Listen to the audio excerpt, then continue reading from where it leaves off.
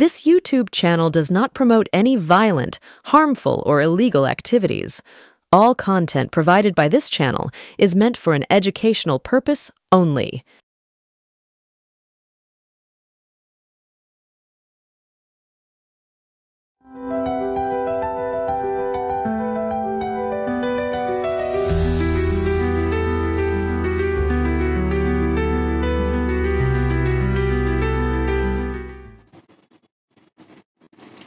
নমস্কার, আবার ফিরে এলাম এনকে ডিজিটালের সাপ্তাহিক অনুষ্ঠান সরাসরি সুমনে। প্রথমেই সবাইকে জানাই যে আমরা হয়তো একটু নিঃশ্বাস ফেলতে পারলাম, কারণ ইরান ইসরায়েলের যুদ্ধ আপাতত সমাপ্তির দিকে। কিন্তু এই প্রশ্নটা তার সঙ্গে উঠছে, এই যে ভদ্রলোক ডোনাল্ড ট্রাম্প, যাকে আবার আমাদের প্রধানমন্ত্রী কিছুদিন আগে পর্যন্ত বলতেন তার ঘনিষ্ঠতম বন্ধু, সেই ডোনাল্ড ট্রাম্পের ঠিক কতটা মস্তিষ্ক বিকৃতি আছে, নাকি নোবেল পাওয়ার জন্য তিনি উন্মাদ হয়ে গিয়েছেন? দেখুন, এই প্রশ্নটা কেন তুলছি? প্রশ্নটা তুলছি এই যে ডোনাল্ড ট্রাম্পের ভাষায় 12 দিন ধরে ইরান ইসরায়েল যুদ্ধ হলো, তাতে কার লাভ? যুদ্ধ শুরুর আগে ইসরায়েল বলেছিল তারা ইরানের কট্টরপন্থী শাসক অর্থাৎ খেমেনি এবং খেমেনির অনুগামীদের সরাতে চায়। খেমেনি সরলেন না? সরলেন না। ডোনাল্ড ট্রাম্প এবং ইসরায়েল দাবি করেছিল যে ইরান যে কোনো সময় পরমাণু অস্ত্র বানাতে পারে, তাই ইরানের পরমাণু অস্ত্রকে ধ্বংস করে দিতে হবে। এবং ডোনাল্ড ট্রাম্প বড় গলায় বলেছিলেন যে তার যে বোমার আঘাতে, তার দেশের বোমার আঘাতে ইরানের 3টে পরমাণু শক্তি কেন্দ্র ধ্বংস হয়ে গিয়েছে। তাও দেখা গেল হয়নি। ইরান আমেরিকা আক্রমণ করতে পারে এই আন্দাজ করেই ফোর্দো থেকে সরিয়ে নিয়েছিল। তাহলে এই ডোনাল্ড ট্রাম্প বলে ভদ্রলোক কি চান? উনি কি চান, এটাই আজকে আমাদের কাছে জরুরি প্রশ্ন, এই কারণে যে উনি আমাদের শত্রু, এগেন আই রিপিট, যার হাতে পেহেলগাঁওয়ে নিহত 26 জন পর্যটকের রক্ত লেগে আছে, সেই আসিফ মুনিরকে ডেকে এগেন আই রিপিট হোয়াইট হাউসে লাঞ্চ খাইয়েছে। এবং তারপরেই পাকিস্তান ডোনাল্ড ট্রাম্পের নাম নোবেলের জন্য মনোনয়ন করেছে। তাহলে কি নোবেল পেতে মরিয়া ডোনাল্ড ট্রাম্প প্রথমে ভারত পাকিস্তানের যুদ্ধবিরতির জন্য যাবতীয় কৃতিত্ব দাবি করলেন, তারপরে ভারত পাকিস্তানের পরে উনি, এগেন আই রিপিট, উনি দায়িত্ব নিয়ে ইসরায়েলের সঙ্গে ইরানের যুদ্ধ শুরু করালেন এবং সেই যুদ্ধ বন্ধ করার কৃতিত্ব দাবি করছেন। এই ডোনাল্ড ট্রাম্পের মাথার কি ব্যামো আছে, না উনি গোটা পৃথিবীকে এরকম অস্থিরতার দিকে ঠেলে দিতে পারেন? আমার নিজের ধারণা দুটোই, অর্থাৎ ওনার মাথার ব্যামোও আছে এবং উনি মানসিকভাবেও প্রকৃতিস্থ নন। দেখুন, অতি দক্ষিণপন্থী রাজনীতিকদের একটা সমস্যা। আমাদের নরেন্দ্র মোদী যেমন মনে করেন উনি বিশ্বগুরু, উনি বিজ্ঞাপন তৈরি করেন যে উনি ফোন করে নাকি ইউক্রেন রাশিয়ার যুদ্ধ থামিয়ে দিয়েছিলেন এবং পাপা উन्होंने ওয়ার থামা দিয়া বলে মেয়েটি ইউক্রেন থেকে ফিরে কাঁদতে থাকে, সেই ভিডিও বা সেই বিজ্ঞাপন আমাদের দেখতে হয়, কারণ নরেন্দ্র মোদী এগুলো বিশ্বাস করেন এবং আমাদের বিশ্বাস করাতে চান। তেমনি ডোনাল্ড ট্রাম্পও নরেন্দ্র মোদীর এক ধাপ উপরে আর এক অতি দক্ষিণপন্থী রাজনীতিক, তিনিও এটা গোটা বিশ্বকে দেখাতে চান যে তিনিই সব যুদ্ধ থামিয়ে দিচ্ছেন, ফলে তাকে নোবেল পিস অ্যাওয়ার্ড দিতে হবে। আবারও বলছি, ডোনাল্ড ট্রাম্পের মাথার কতটা সুস্থ সে নিয়ে যথেষ্ট সংশয় আছে। দেখুন, আজকের দিনে কাউকে উন্মাদ বা অপ্রকৃতিস্থ বললেও লোকে চেপে ধরে। ডোনাল্ড ট্রাম্প উন্মাদ বা অপ্রকৃতিস্থ চাইতেও এক ধাপ ওপরে। আপনি ভেবে দেখুন, যে ভদ্রলোক বলেছিলেন যে উনি বিশ্বজুড়ে সন্ত্রাসের মোকাবিলা করবেন, তিনি আসিফ মুনির, এগেন আই রিপিট, পাকিস্তানের সেই কুখ্যাত সেনাপ্রধান আসিফ মুনির, তাকে ডেকে লাঞ্চ খাওয়ালেন। লোকে বলছে, বিভিন্ন সংবাদপত্রে বেরিয়েছে যে আসিফ মুনির হচ্ছেন সেই আমেরিকার ঘনিষ্ঠ ব্যক্তি, যিনি ইরানের সেনাপ্রধান বাঘেরিকে একটি ঘড়ি দিয়েছিলেন বলে সেই ঘড়ির সাহায্যে ট্র্যাক করে বাঘেরিকে হত্যা করতে পেরেছে ইসরায়েল। তাহলে আপনি কি ধরে নেবেন, ইসরায়েল আমাদের বন্ধু, নাকি যে আসিফ মুনিরের সঙ্গে কাজ করে সে আসলে পাকিস্তানের বন্ধু? দীর্ঘদিন ধরে আমাদের নরেন্দ্র মোদী এবং তার ভক্তকুল বলে এসছেন ইসরায়েল আমাদের পরম বন্ধু। কেন পরম বন্ধু?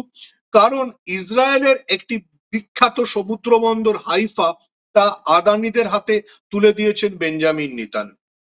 ফলে এতদিন আমরা ইসরায়েলের সমর্থনে এই গেরুয়া শিবিরের ভক্তকুল গলা ফাটিয়েছে। আজ দেখা যাচ্ছে ইসরায়েল শুধু ভারতকে ব্যবহার করে না, ইসরায়েল পাকিস্তানকেও ব্যবহার করে। পাকিস্তানকে ব্যবহার করে বলেই, এগেন আই রিপিট, আসিফ মুনির ইসরায়েলের এত কাছের লোক, পাকিস্তানকে ব্যবহার করে বলেই আসিফ মুনিরকে ডেকে স্বয়ং ডোনাল্ড ট্রাম্প আমেরিকার প্রেসিডেন্ট হোয়াইট হাউসে লাঞ্চ খাওয়া। আমাদের নরেন্দ্র মোদীর তৈরি যে প্রতিনিধি দল তারা যখন আমেরিকায় গেছিল এবং সেই দলে কংগ্রেসের নেতা শশী থারুর নেতৃত্ব দিচ্ছিলেন, যার ইংরেজি শুনলেই গোটা পৃথিবী নাকি ফ্ল্যাট হয়ে শুয়ে পড়ে, সেই শশী থারুরের সঙ্গে কিন্তু ডোনাল্ড ট্রাম্প দেখা করেন। তখন আমেরিকার ভাইস প্রেসিডেন্ট ভান্স এই আমাদের প্রতিনিধি দলের সঙ্গে দেখা করেছিলেন। আর যেই পাকিস্তানের সেনাপ্রধান গেলেন, ডোনাল্ড ট্রাম্প লাফিয়ে তাকে একদম জাপটে ধরলেন। তাহলে আপনি কি ধরবেন, ডোনাল্ড ট্রাম্প কার বন্ধু, নরেন্দ্র মোদীর বন্ধু না পাকিস্তানের সন্ত্রাসবাদীদের বন্ধু? আমি তো অন্তত বলবো ডোনাল্ড ট্রাম্প আসলে পাকিস্তানের সন্ত্রাসবাদীদেরই বন্ধু, আরো বেশি করে বলতে গেলে নিজের টাকা পয়সার বন্ধু। পাকিস্তানে ওনার ছেলে ব্যবসা করবে, সেই জন্য পাকিস্তানের সব ভালো, আর এখন উনি পাকিস্তানকে চোখে হারাচ্ছেন। এই ডোনাল্ড ট্রাম্প আসলে মস্তিষ্ক দিয়ে কি ভাবেন? কিছুদিন আগে অব্দি তার বন্ধু ছিলেন পৃথিবীর সবচেয়ে বড় ধনকুবের এলন মাস্ক। দুজনে একসাথে কত বন্ধুত্ব। এলন মাস্ক কি সবাইকে ফোন করেন ডোনাল্ড ট্রাম্পের হয়ে। সেই ডোনাল্ড ট্রাম্পের সাথে এলন মাস্কের তিক্ততা এমন পর্যায়ে গেল যে এলন মাস্ক বলেই দিলেন যে আমেরিকায় শিশু নিগ্রহ, মানে শিশুদের যৌন নিগ্রহের যে বিখ্যাত ঘটনাটি ঘটেছিল, সেই তদন্তে ডোনাল্ড ট্রাম্পেরও নামও আছে। এবং ডোনাল্ড ট্রাম্প ওই ফাইলটাকে প্রেসিডেন্ট হিসেবে চেপে রেখেছেন, কারণ তা না হলেই যে সবাই জেনে যাবে যে ডোনাল্ড ট্রাম্প শিশুদেরও যৌন নিগ্রহ করতেন। এই হচ্ছে ডোনাল্ড ট্রাম্পের মস্তিষ্ক বা তার কাজকর্ম।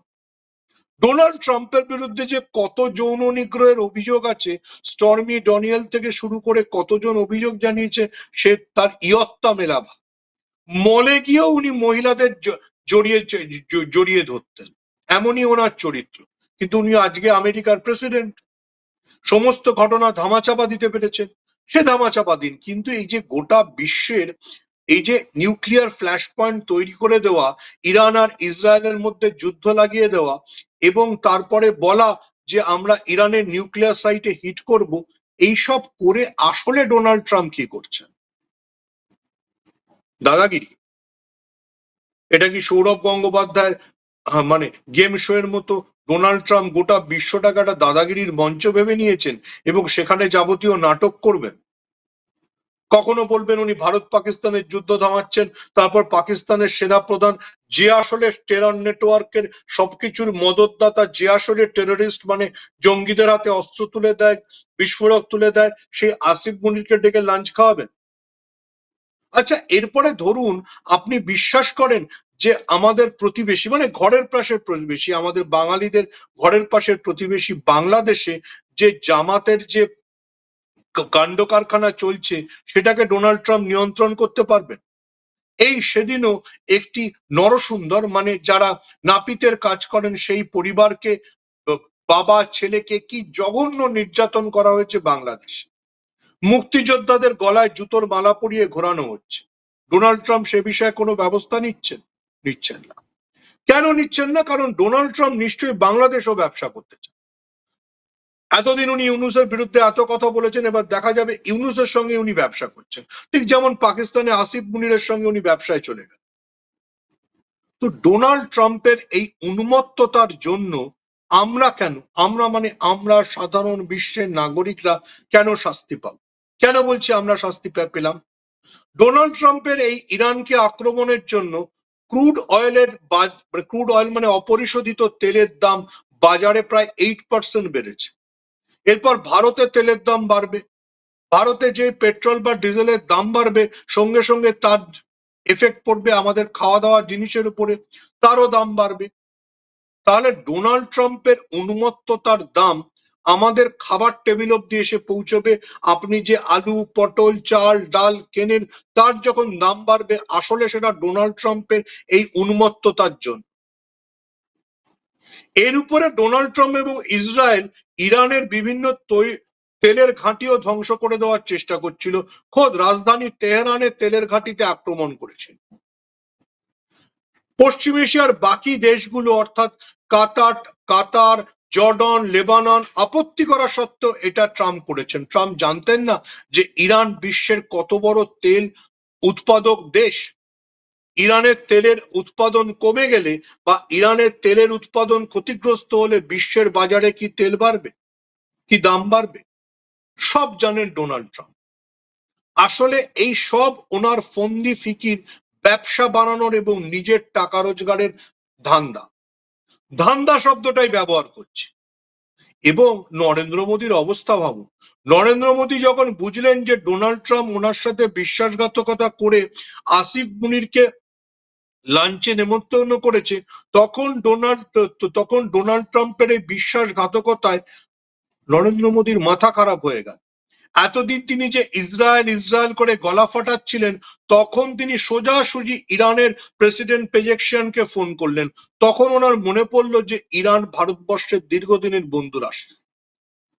ঠিক তার আগে কংগ্রেসের নেত্রী সোনিয়া গান্ধী চিঠি লিখে এবং হিন্দু পত্রিকায় উত্তর সম্পাদকীয় লিখে বলেছিলেন ইরানের সঙ্গে আমাদের দীর্ঘ সম্পর্কের কথা ভুলে গেলে চলবে না। অর্থাৎ শুধু ইসরায়েল করে উদ্বাহু হয়ে নরেন্দ্র মোদী এবং তার ভক্তকুল যে নাচছিলেন সেটা করলে কোনো লাভ হবে না। কেন? ইরান আমাদের তেল দেয়, ইরানের সঙ্গে আমরা তেলের কেনা বেচা করতে পারি টাকাতে, ইরান আমাদের কাছ থেকে ডলারে পেমেন্ট নেয় না। ইরানের চাবাহার বলে একটা সমুদ্র বন্দর আছে, সেই সমুদ্র বন্দরটা আমরা ভারতীয়রা নিজেদের অর্থ দিয়ে তৈরি করেছি, যাতে পাকিস্তানকে টপকে গিয়ে আমরা ইরান দিয়ে পৃথিবীর বিভিন্ন দেশে মাল পাঠাতে পারি।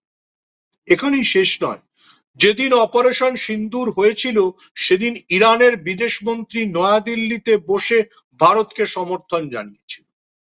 হ্যাঁ, এটা ঠিক ইরান মুসলিম দেশ, হ্যাঁ এটা ঠিক ইরান শিয়া মুসলিম দেশ, কিন্তু মুসলিম বিদ্বেষ দিয়ে যে নরেন্দ্র মোদী রাজনীতি চালাতে চান এবং তার দলের এই কি বলে ওচা নেতারা, শুভেন্দু অধিকারীরা সারাক্ষণ বাজার গরম করেন, তারা এখন এই ডোনাল্ড ট্রাম্পের খামখেয়ালি সিদ্ধান্ত নিয়ে কি বলছেন? তাদের কাছে কোনো ব্যাখ্যা আছে?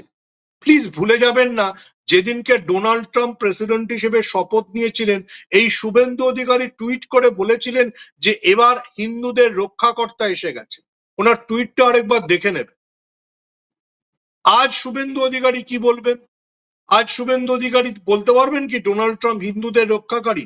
ডোনাল্ড ট্রাম্প তো সেই ভদ্রলোককে লাঞ্চ খাওয়ালেন যে আসিফ মুনিরের খায়, এগেন আই রিপিট, পেহেলগাঁওতে নিহত 26 জন হিন্দুর রক্ত লেগে আছে।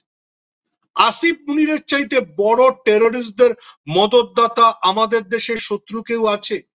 তাকে যিনি ডেকে লাঞ্চ খাওয়ান তিনি আমাদের বন্ধু হতে পারেন? নরেন্দ্র মোদী পিঠে ওরকম ডোনাল্ড ট্রাম্পের ছুরি ঢুকে যাওয়ার পর আসিফ মুনিরকে লাঞ্চ খাওয়ানোর ছুরি এখন পেজেকশিয়ানকে ফোন করছে। ডোনাল্ড ট্রাম্প তাহলে ভেবে দেখুন গোটা পৃথিবীকে কি নাকানি চোবানি খাওয়াল। সুখের কথা, যেই পুতিন বললেন যে ইরানকে যে কেউ পরমাণু অস্ত্র দিতে পারে, তখন ট্রাম্প বুঝলেন যে ওনার একার দাদাগিরিতে পৃথিবী নাচবে এবং কুদবে, এই যে উনি ভেবে রেখেছেন এটা হবে না। তখন উনি যুদ্ধবিরতি চাইলেন, কিন্তু তার আগে যে উত্তেজনা তৈরি করা, তেলের দাম বাড়ানো, যার জন্য গোটা বিশ্বে সংকট তৈরি হলো, তার দায়িত্ব কে নেবে? এই যে ভারতকে মিথ্যে বুঝিয়ে শেষ পর্যন্ত আসিফ মুনিরের সঙ্গে বন্ধুত্ব স্থাপন, তার দায়িত্ব কে নেবে? তার দায়িত্ব নরেন্দ্র মোদী নেবেন? শুভেন্দু অধিকারী নেবেন, বা আমাদের তথাকথিত গেরুয়া শিবিরের ভক্তকুল নেবেন? কারো কাছে উত্তর নেই। শুধু এটা বুঝে যান যে ডোনাল্ড ট্রাম্পের কাছে নরেন্দ্র মোদী প্রাইমারি বিষয় নন, প্রথম বন্ধুও না। যেখানে পয়সা আছে আমেরিকা সেটাই বোঝে। অর্থাৎ পাকিস্তানে যদি ব্যবসা করার সুযোগ পাওয়া যায় তাহলে ডোনাল্ড ট্রাম্প সেটাই করবে। বাংলাদেশে যদি ইউনুস ডোনাল্ড ট্রাম্পকে ব্যবসা করার সুযোগ এনে দেন তাহলে উনি সেটাই করবেন। এই উন্মাদ ডোনাল্ড ট্রাম্পকে নিয়ে আমরা কি করব? আমরা কি আপ কি বার ট্রাম্প সরকার বলে আবার আরেকবার নরেন্দ্র মোদী স্লোগান দেবে?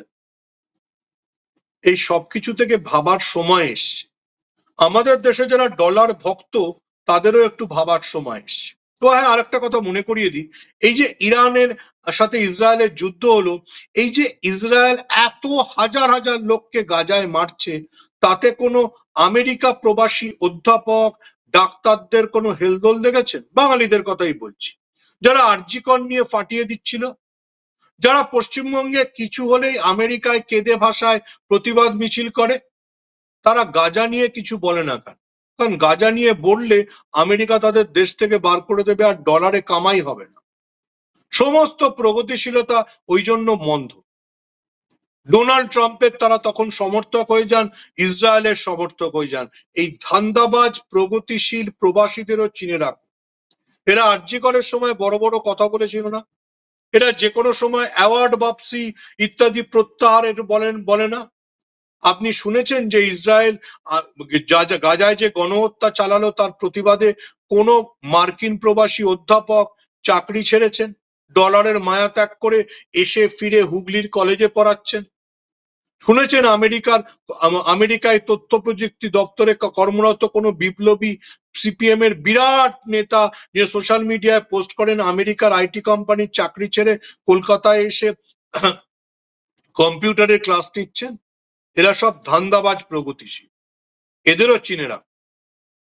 ডোনাল্ড ট্রাম্পের এই উন্মত্ততা যেমন নরেন্দ্র মোদীকে তার বন্ধু চিনতে সাহায্য করলো, তেমনি এদেরও চিনে রাখ। আজকের মতো এই পর্যন্তই। আবার ফিরে আসবো সামনের সপ্তাহে এনকে ডিজিটালে আরেকটি নতুন পর্ব। সবাইকে অনেক ধন্যবাদ।